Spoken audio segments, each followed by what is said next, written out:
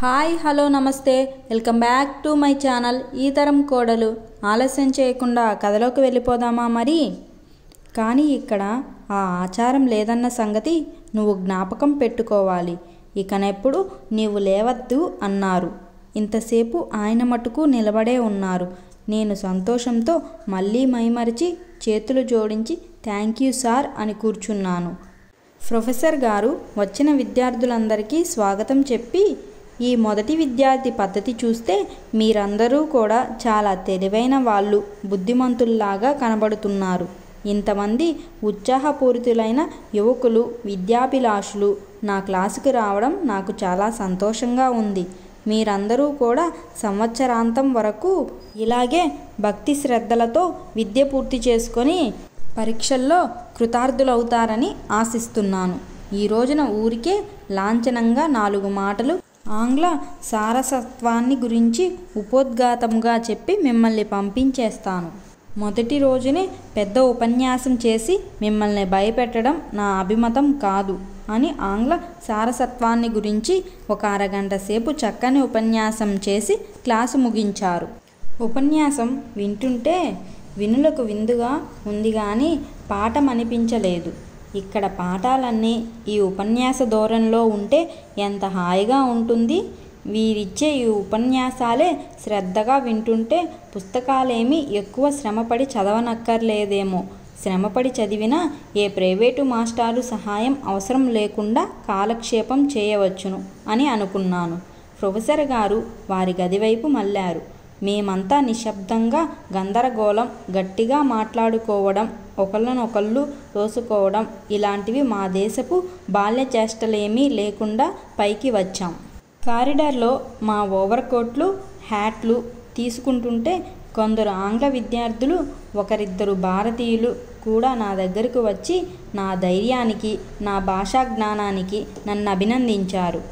ఒకతను భారతీయుడే, నువ్వు మన దేశంలో ఏం పాస్ అయ్యావు అన్నాడు. నేనేం పాస్ అవ్వలేదన్నాను. మరైతే ఇంత ఇంగ్లీష్ ఎలా వచ్చిందన్నాడు. ఇక్కడ ప్రైవేటు మాస్టర్ని పెట్టుకొని చెప్పించుకున్నాను. చాలా బాగా చెప్పారు అన్నాను. ఓ అలాగా, చాలా ఆశ్చర్యంగా ఉందే అంటూ వెటకారంగా నవ్వుతూ చక్కాపోయాడు. ఈ విధంగా విశ్వవిద్యాలయంలో నా విద్యాభ్యాసం ప్రారంభమైంది. ఆ రోజు మధ్యాహ్నం కూడా 2 క్లాసులు జరిగాయి. నేను ఏ ప్రమాదం లేకుండా సాయంత్రం 4 గంటలకు ఇంటికి వచ్చి టీ తీసుకొని రాజు బసకు వెళ్ళాను. కాసేపు ఆ మాట ఈ మాట చెప్పుకొని ఉదయం క్లాసులో నే జరిపిన తమాషా కూడా వర్ణించి చెప్పాను. మరేం పర్వాలేదు, బాగుందన్నాడు. ఇంకేమీ దేనికి నీవు కంగారు పడవద్దు, అంతా సవ్యంగా సాఫీగా జరిగిపోతుంది అని ఉత్సాహపరిచాడు రాజు.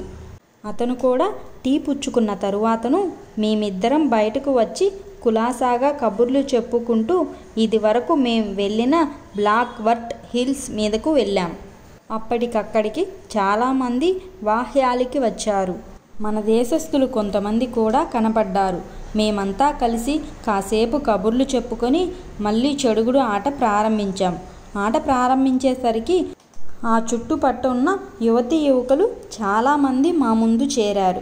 మేం మంచి హుషారుగా ఆట సాగించాం. నేను మా ఊర్లో నాకున్న అనుభవాన్ని బట్టి, నా ఆటను బట్టి కిందటి మాటే నన్ను నాయకునిగా ఎన్నుకున్నారు.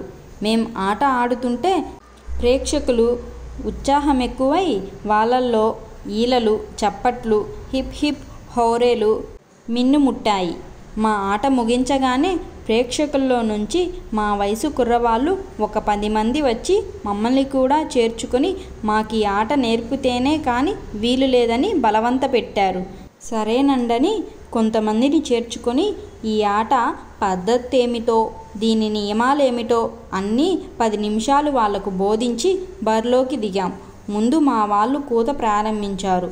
మమ్మల్ని పట్టుకోవడం ఎదుటి వాళ్లకు తెలియక కొంచెం తికమక పడ్డారు. తర్వాత ఎలాగైతేనేం ఒకరిని పట్టుకొని బయటకు పంపించగలిగారు. అప్పుడు ఎదుటి వాళ్ళు కూతకు రావాల్సి వచ్చింది. ఒక స్కచ్ కుర్రవాడు ముందుకి వచ్చాడు. వాడికి కూత ఎలా ప్రారంభించాలో తెలియక ముందు మా వైపు కురికి ఓ ఎస్ వెల్ వెల్ అంటూ మొదలుపెట్టాడు. అది పనికిరాదని మేం పేచీ పెట్టి వాడికి మళ్ళీ బోధ ప్రారంభించాను. వాడికి ఎంతసేపు చెప్పినా హరిబాల్ చెప్పించలేకపోయాను. ఎంతసేపు చెప్పినా కొంతసేపు వెల్ అని, కొంతసేపు బెల్ అని చెప్పేవాడు. పోనీ ఏమన్నా తరువాత మటుకు గుక్క తిప్పుకోకుండా డూడు అనమన్నాను. వాడు చచ్చినా ఆ అక్షరం మీద నాపి గుక్క పట్టలేకపోయాడు. పోనీ ఇది వద్దు, ఇంగ్లీష్లో నీ ఇష్టం వచ్చిన అక్షరం పలుకుతూ గుక్క పట్టమన్నాను. పోనీ ఏ అక్షరం లేకుండా ఊరికే ఆగకుండా ఊ అనమన్నా వాడికి చేత కాలేదు. ఇంక చాలు బాబు, నీకు చెప్పడం మాకు కాదు కదా, నిన్ను నన్ను సృష్టించిన బ్రహ్మతరం కూడా కాదు అన్నాను. దాని భావమేమిటో వాడికి అర్థం కాలేదు. అర్థమయ్యేటట్టు చెప్పడం కూడా నా ఉద్దేశం కాదు. అయినా వాళ్లకు ఆట నేర్చుకోవాలనే కుతూహలం ఎక్కువైంది. మీరెలాగైనా చెప్పి తీరాలని పట్టుపట్టి నన్ను బలవంతం చేయడం మూలాన్ని నాకేదో చెప్పక తప్పింది కాదు. అందుకని బాబులు, ఒక చిన్న పని చేద్దాం. 2 చిన్న మాటలు ఇంగ్లీష్లోనే తొందరగా అంటుండడం నేర్చుకోండి. గుక్క పట్టక్కర్లేదు. మధ్యన ఊపిరి తీసుకోవచ్చు. మాట వరుసగా వెల్కమ్ అనో కమిన్ అనో తొందరగా అనండి చూద్దాం అన్నాను. వాళ్ళు 4 మాటలు కలిపి వెల్కమ్ కమిన్ అని తొందరగా అనలేకపోయారు. ఈ పాఠం జరుగుతుండగా మన భారతీయులే ఉత్తర దేశస్థులు కొంతమంది వచ్చి వాళ్ళు ఇందులో చేరతామన్నారు. వాళ్లకు ఈ పద్ధతే నేర్పించడానికి ప్రయత్నం చేస్తే వాళ్ళు తొందరగా అనలేకపోయారు. పోనీ వెల్కమ్ ఒక్కటే అనండన్నాను. 10 సార్లు అనేటప్పటికీ అది చెప్పడం కొంచెం కష్టమైంది. వెల్కంలో కొందరికి ఎల్లోపించి కమ్ అనో వెక్ అనో మొదలెట్టారు. అందుకని ఇది కూడా వదులుకొని కమిన్ అనమన్నాను. అది కూడా కొందరికి తొందరగా అనడం ఇబ్బంది అయింది. ఇది బాగుంది కాదని టైం అనమన్నాను. ఇదే కొంచెం ఇబ్బంది అనిపించింది వాళ్లకు.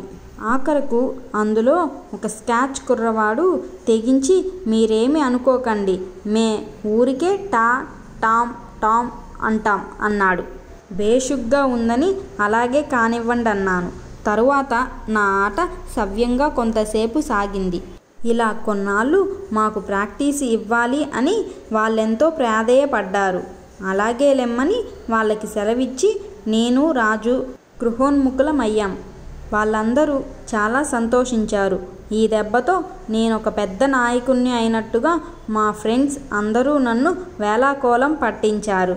ఇలా ప్రతిరోజు సాయంత్రం ఇదొక కాలక్షేపం ఏర్పడ్డది.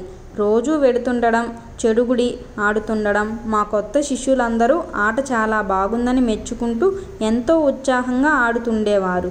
ఇలా కొన్నాళ్ళు గడిచిన తరువాతను అందులో ఒకతన్ని, నాకు కేవలం శిష్యుడినే సంచరిస్తున్న స్కాచ్ కుర్రాడిని పట్టుకొని మా జాతీయపు ఆట మీకు నేర్పద్దా అన్నాను. తప్పకుండానండి, రేపే ప్రారంభిద్దాం. రేపు ఉదయాన్నే 6 గంటల దాకా ఆడుకొని మళ్ళీ వెళ్ళిపోవచ్చును. మీకు అభ్యంతరం లేకపోతే కొంచెం శ్రమైనా దయచేయండి. లేదా మీకు కొత్త కనుక నేను వచ్చి మిమ్మల్ని తీసుకువెడతాను. ఈసారి మనం బ్రైడ్ హిల్స్ మీదకు వెళ్ళి గల్ఫ్ ఆట ప్రారంభిద్దాం అన్నాడు. చాలా సంతోషం, తప్పకుండా ప్రారంభిద్దాం. మరి దానికేదో కర్రా బుర్రా అన్నీ కొనాలి కదా అన్నాను. అక్కర్లేదండి, రేపు నా దగ్గరున్న వాటితో కాలక్షేపం చేద్దాం.